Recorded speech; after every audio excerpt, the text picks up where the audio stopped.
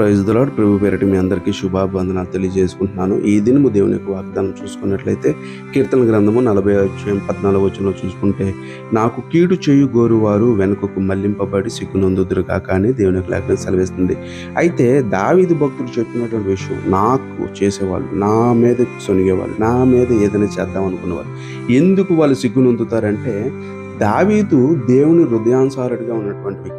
దావీదు నమ్మకమైన వ్యక్తి. దావీదు అంటే చాలా ఇష్టం కాబట్టి, దావీదుకి దేవుని యొక్క కృప ఆయన్ని ఆవరించి ఉంది కాబట్టి, అలాంటి కృప మన మీద కూడా దేవుడు దయచేస్తున్నాడు ఈ రోజు కాలంలో.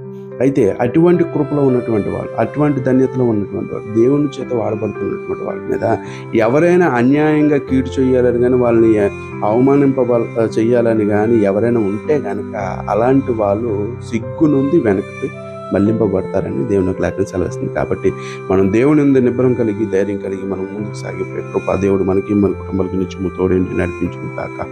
ఆమేన్. God bless you. దేవుడు మిమ్మల్ని, మీ కుటుంబాన్ని దీవించి ఆశీర్వదించి నడిపించును కాక.